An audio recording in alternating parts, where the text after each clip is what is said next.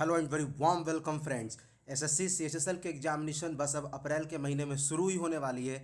उससे पहले हम लेकर आए हैं आप लोगों के लिए एसएससी के द्वारा पूछे गए उन प्रश्नों के सिलेक्शंस को जो एसएससी बार बार पूछ रहा है। आज हम लोग डिस्कस करने वाले हैं रेशियो एंड प्रोपोर्शन का।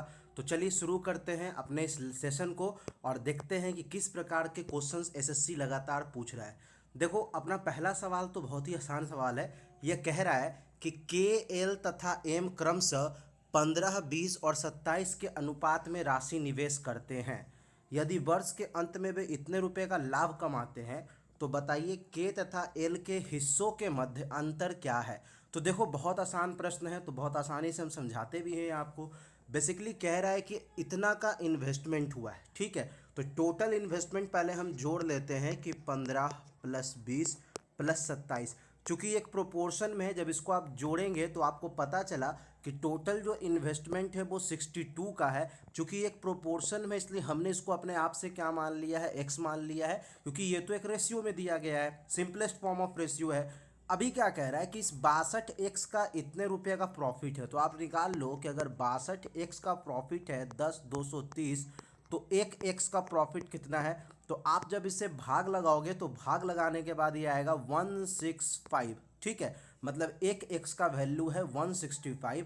अभी कह रहा है के तथा एल के हिस्सों के मध्य का अंतर। देखो, के 15 है, एल 20 है, तो 20 और 15 का अंतर कितना होता है, 5 होता है। तो 5x का वैल्यू कितना हो जाएगा, तो 5 गुना 165 कर लो, 16×5 = 80, मतलब 825 होने वाला है इसका बिल्कुल ही सही जवाब, जो दिया गया है ऑप्शन डी में।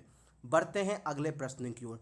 अपना अगला प्रश्न कह रहा है, यह भी एक शानदार प्रश्न है। अपना अगला प्रश्न कह रहा है कि दीपक तथा विनोद की गति क्रमशः 19:12 के अनुपात में है। यदि विनोद की गति, अच्छा विनोद की गति दे दिया है कि 12 है, जो कि 84 के बराबर है। तो निश्चित रूप से 12 84 के बराबर कब होगा, जब 12 7 84 होगा। मतलब जो रेशियो है वो गुना 7 के मल्टीपल में है। तो कह रहा है तो दीपक की गति क्या होगी। तो निश्चित रूप से अगर इसका रेशियो 7 के मल्टीपल में है तो इसका भी रेशियो 7 के मल्टीपल में होगा। और 19 सतह कितना होता है, जो भी होता है वही होगा आपका आंसर। और 19 सतह कितना होता है, तो 133 होता है। तो देखो, आपको आंसर भी दिया है 133 किलोमीटर प्रति घंटा। बढ़ते हैं अगले प्रश्न पर। मित्रों, इस प्रकार का प्रश्न सभी एग्जामिनेशन के लिए बहुत इंपॉर्टेंट है। मैं इसका एकदम कारगर और सबसे शानदार ट्रिक आपको बता रहा हूँ कैसे निकालेंगे। तो दिया हुआ है कि 2a = 3b = 7c है। तो बताइए ए बी सी क्या होगा। कुछ नहीं करना है, बहुत आसान तरीका है। आप सबका क्या करो, मल्टीप्लिकेशन कर लो, एलसीएम ले लो कहा जाए तो 2 3 और 7 का एलसीएम क्या होगा, तो 7 × 21, 21 दूना 42 होने वाला है। अभी क्या करो कि सबको डिवाइड करते चले जाओ। तो 42 को जब 2 से भाग लगाओगे तो क्या आ जाएगा, 21 आ जाएगा। 42 को 3 से भाग लगाओगे तो क्या आ जाएगा, 14 आ जाएगा। और 42 को 7 से भाग लगाओगे तो 7 6 का 42 आ जाएगा। मतलब ए बी सी का रेशियो क्या निकलने वाला है, तो 21, 14 और 6 निकलेगा, जो हमारा ऑप्शन सी है, जो है बिल्कुल ही सही ऑप्शन। बढ़ते हैं अगले प्रश्न पर। अपना अगला प्रश्न कह रहा है कि यदि एस यू वी डब्ल्यू इतना है और S plus U plus V plus W इतना है, तो S plus U plus W का मान बताइए। देखते हैं कैसे बनेगा। तो सबसे पहले तो जान लेना है कि ये सब एक प्रोपोर्शन में दिया हुआ है कि इस रेशियो में है, मतलब एक्स के फॉर्म में ही जाएगा। और इन सब का सम इतना है, तो आराम से बनाइए। आप लिखोगे 2x + 9x + 6x + 7x किसके बराबर कह रहा है, तो 864 के बराबर कह रहा है। आप देखो 864 के बराबर है। सबको जब आप सम अप करते हो, जोड़ते हो, तो ये जुड़ कर आता है 24x बराबर किसके है, 864 के। और 24 से जब आप 864 को काटोगे तो ये चला जाएगा 36 बार में। अब क्या बोल रहा है कि s + u + w का मान बताइए। अरे बहुत आसान है। s मतलब 2x, u मतलब 9x और v मतलब 6x। तो सबको जब जोड़े तो 9 6 15 2 17 और x का वैल्यू कितना है, 36 है। 17 गुना 36 कर लीजिए। जब आप 17 गुना 36 करेंगे तो आपका आंसर आएगा 648, जो आप देख रहे हो ऑप्शन बी में दिया है, जो है बिल्कुल सही जवाब इस प्रश्न का। बढ़ते हैं अगले प्रश्न पर। देखिए, बहुत ही इंपॉर्टेंट सीरीज चल रही है, एकदम मन से आप इसको समझिए। और ये सब तो पूछा हुआ प्रीवियस ईयर का सवाल है, कुछ भी नया नहीं है। अगला प्रश्न कह रहा है कि एक त्रिभुज की भुजाओं का अनुपात 5:2:1 है। यदि त्रिभुज का परिमाप इतना है, तो बहुत आसान है, भुजाओं का परिमाप तो दे ही दिया है। 5x है, 2x है और 1x है। तो तीनों को जोड़ लीजिए, 5 2 7 और 1 8, मतलब 8x किसके बराबर है, तो 88 के बराबर है। तो 8 से 88 गया, 11 बार है, मतलब x बराबर कितना है 11 है। तो कह रहा है सबसे बड़ी भुजा, तो भैया सबसे बड़ी भुजा कौन है, तो 5x वाला है। तो 5 को 11 से गुना करो, आंसर आपको मिलेगा 55 एंड 55 जो है वो हमारा बिल्कुल ही सही जवाब है। चलिए बढ़ते हैं अगले प्रश्न की ओर। अपना अगला प्रश्न भी देखो सेम उसी प्रकार का जैसा पिछला प्रश्न था, आप इसे आसानी से करोगे। 4:3:2 के अनुपात में भुजाएं दी गई है, परिमाप 63 है। तो बहुत आसान है, 4+3 7, 7+3 7+2 9, तो 9 का वैल्यू 63 है, तो 9 सता 63 मतलब एक 7 के बराबर है। सबसे बड़ी भुजा 4 है, तो 4 गुना 7 कर दो, तो 7 चौका कितना निकलेगा 28।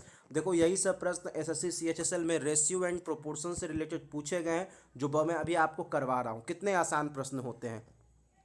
अगला प्रश्न कह रहा है कि P/Q 5:6 है, R/Q 25:9 है, तो P/R बताइए। देखो बहुत आसान है, अगर आप P/Q को डायरेक्ट भाग लगा दो R/Q से तो क्या होता है, तो बेसिकली आप इसे ऐसे लिखते हो P/Q मल्टीप्लाई Q/R, जो नीचे रहता है वो ऊपर ऐसे हो जाता है, तो Q चला जाएगा। मतलब अगर आप ऐसा करते हो, डिवाइड करते हो, तो आपको निकलता है P/R।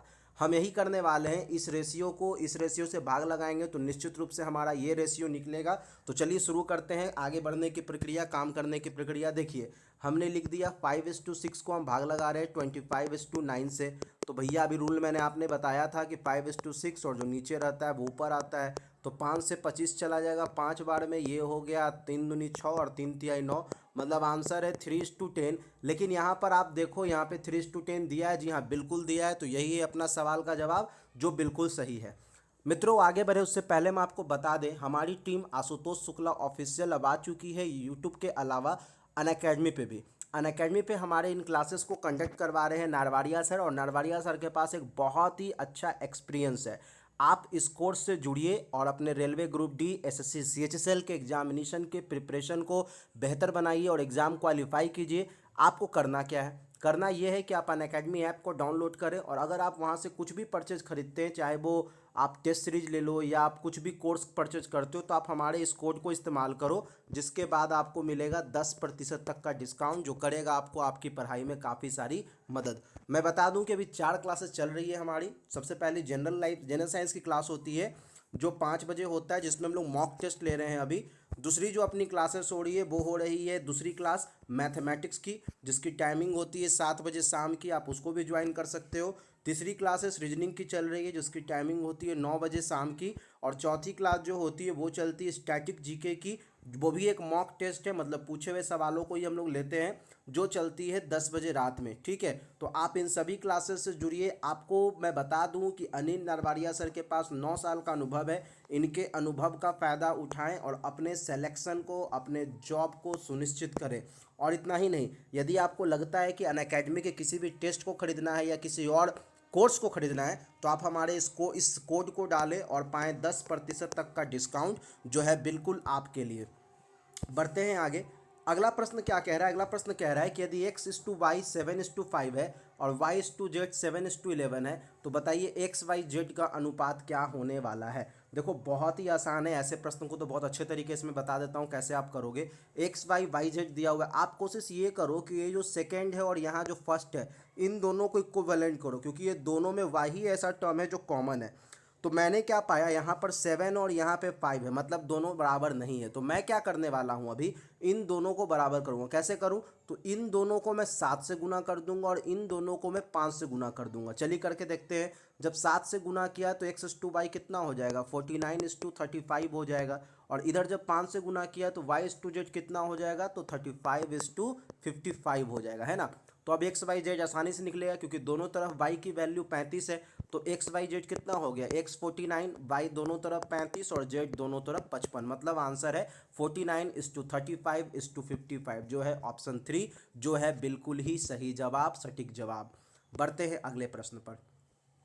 अगला प्रश्न कह रहा है कि ए बी दिया है और A/B और B/A का अनुपात बताइए। ठीक है, A/B 4/5 है, लिख दीजिए, और B/A मतलब पलट के लिखना पड़ेगा 5:4। अभी तुरंत मैंने बताया कि जो नीचे वाला होता है वो पलट के लिखाता है, तो 4 चका 16 और 5 पचा 25। ठीक है, तो 16:25 आंसर होगा जो दिया हुआ है, जो है बिल्कुल सही और सटीक जवाब। बढ़ते हैं अगले प्रश्न पर। अगला प्रश्न है कि एक किताब का विक्रय मूल्य और क्रय मूल्य 3:4 के अनुपात में है, तो बताइए लाभ क्या होगा या हानि क्या होगा। तो निश्चित रूप से विक्रय मूल्य कम है और क्रय मूल्य ज़्यादा है तो हानि ही होगा। अभी क्या बोल रहा है कि आपको निकालना है जो भी होगा, तो घटाइए, क्रय मूल्य माइनस विक्रय मूल्य किया, नीचे में तो हमेशा क्रय मूल्य लिखते हैं तो क्रय मूल्य गुना 100 किया, तो निश्चित रूप से 4 - 3 तो 1/4 गुना 100 मतलब क्या हो रहा है 25% की यहाँ पर हानि हो रही है। और देखो बिल्कुल ही सही जवाब है, 25% की हानि दे भी रहा है आंसर। बढ़ते हैं अगले प्रश्न पर। अपना अगला प्रश्न कह रहा है कि यदि एक्स वाई 6:5 है और जेड वाई 9:25 है, तो बताइए कि x:z का अनुपात क्या होने वाला है। देखिए बहुत ही एक सुंदर सा प्रश्न है, इसको हम बनाने की कोशिश करते हैं, देखते हैं ये कैसे बनेगा। तो निश्चित रूप से आपको करना कुछ नहीं है, फिर वही चीज़ जो मैंने बताया, आपने क्या करना है कि x:y को x:y लिख दीजिए, z:y को z:y लिख दीजिए। अभी आप इसका कैलकुलेशन करेंगे तो x:y का x:y हो जाएगा, ठीक है, और ये y नीचे वाला ऊपर, ऊपर वाला नीचे, तो आप देखोगे y y कैंसिल, तो मतलब ये x:z देता है। तो निश्चित रूप से हम बस इन दोनों को ऊपर नीचे करेंगे और ये निकल जाएगा। चलिए कर देते हैं जल्दी सा।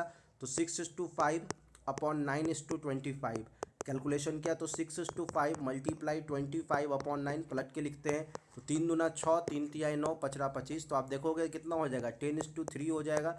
यही है अपना सही जवाब। लेकिन यहाँ पर क्या किया गया है, जवाब आप देखोगे 54:125 दिया गया है, जो गलत जवाब है। सही जवाब है 10:3 जो हम लोगों ने लाया है। रेलवे सॉरी एसएससी ने बाद में इस सवाल को पलटा होगा, क्योंकि वो ऑब्जेक्शन मंगाते हैं कई बार, तो ऑब्जेक्शन में इसको पलटा होगा और निश्चित रूप से पलटा होगा।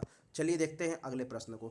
अपना अगला प्रश्न कह रहा है कि ए बी दिया है, बी सी दिया है, ए इतना है तो सी कितना है। भैया एकदम आसानी से बनाते हैं। अगर ये 8 है बी और यहाँ पर बी अगर 11 है, तो पहले इसको इक्विवेलेंट करते हैं, एक समान करते हैं, मतलब इसको 11 से गुना कर लेते हैं और इसको 8 से गुना कर लेते हैं, ठीक है।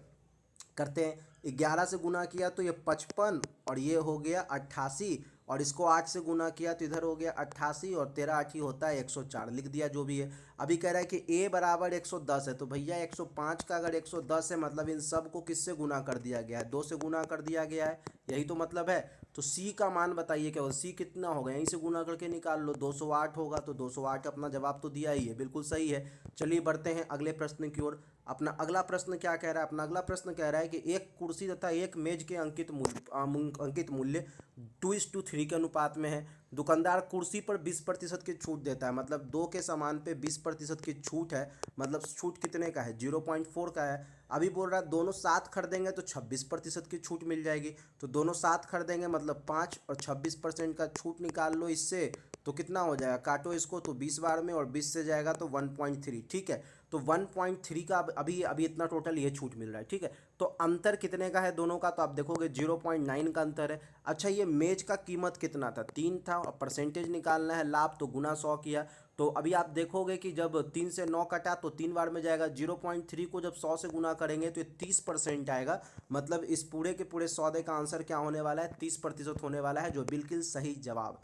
बढ़ते हैं अगले प्रश्न पर। अपना अगला प्रश्न है कि u:v दिया है 4:7 और v:w दिया है 9:7। यदि u इतना है तो w क्या होगा। फिर वही बात है, आप इक्विवेलेंट करो, v यहाँ पे 7 है और यहाँ पे भी 9 है, तो मैंने 9 से गुना यहाँ करना है, यहाँ 7 से गुना कर देना है, ठीक है। तो 9 4 का 36, 9 7 63 हो जाएगा, इधर हो जाएगा 9 7 63 और 7 7 49, ठीक है। u 72 है, मतलब 36 को लिख दिया है 72, मतलब निश्चित रूप से 2 गुना हुआ है, सबको 2 गुना कर लीजिए, आंसर वही आएगा। पूछ रहा है डब्लू क्या होगा, डब्लू 49 दूना 2 मतलब 98 होने वाला है। देखो बिल्कुल ही सही जवाब है। तो देखो एक ही जैसे कितने सारे प्रश्न पूछे जाते हैं, बस सलीका और तरीका आपको पता होना चाहिए।